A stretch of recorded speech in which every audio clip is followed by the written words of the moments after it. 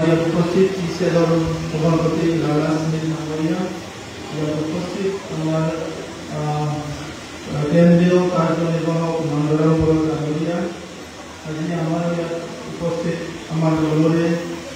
নেতা সাহেব খান নামরিয়ার প্রমুখে উপস্থিত আমার বিকল্পীয় সকল আমার ব্লক কমিটির বিকল্পীয় সকল আর আজি আমার দল জয়ী কৰিবলৈ অহা মোৰ শ্ৰদ্ধাৰ দাদা বাইদেউ ভাই ভনীসকল মই সকলোলৈ আদৰণি জনাইছোঁ ইউপিপিএল দলৰ হৈ আৰু আজি বহুত প্ৰচণ্ড গৰম হয় সেইকাৰণে মই কৈছোঁ সভাটো বেছি দীঘলীয়া কৰিব নালাগে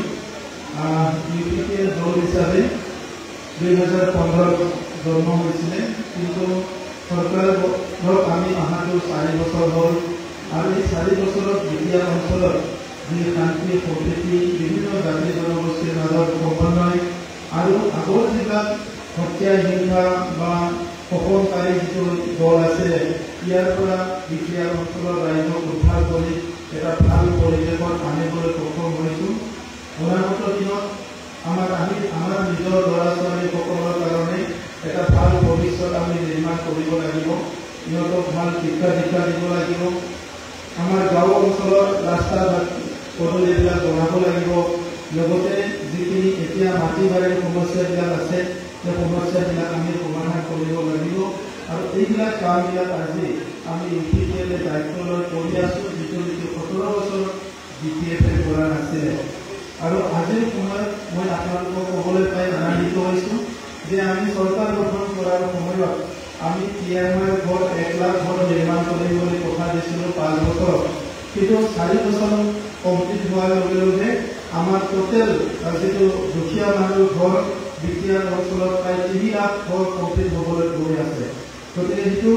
বিপিএফৰ দিনত 17 বছৰত 39,000 ঘৰ নিৰ্মাণ কৰিছিলে কিন্তু আমি 4টা বছৰত 3 লাখ ঘৰ কমপ্লিট হ'বলৈ গৈ আছে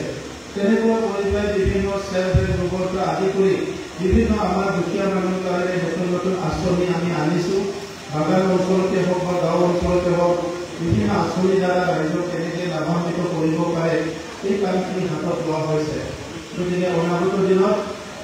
দুখীয়া অঞ্চলৰ সকলো জাতি জনগোষ্ঠীক একেলগে লৈ আগবঢ়াৰ কাৰণে ইউপিপিএলে যিটো এটা মিছন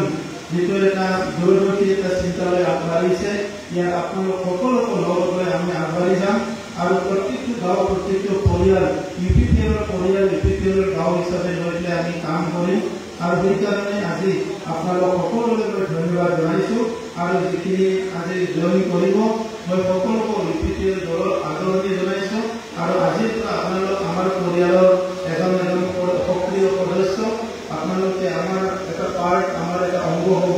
অনাগত দিনত আমি সকলো মিলি পেলাই সুন্দৰ এটা বিদ্যাৰ গঢ়াৰ কাৰণে আগবাঢ়ি যাব লাগিব মই পিছত আৰু ভাল বতৰত আহি ভালকৈ দীঘলীয়া কথা কম আপোনালোকৰ আগত মই আজি বতৰটো গৰম কাৰণে অলপ কম কথা ক'ব বিচাৰিছোঁ আপোনালোকে ভালে থাকক ঈশ্বৰে আল্লাহে আপোনালোকক ভালে ৰাখক সেইটোকে প্ৰাৰ্থনা কৰি মই বক্তব্য সামৰিছোঁ ধন্যবাদ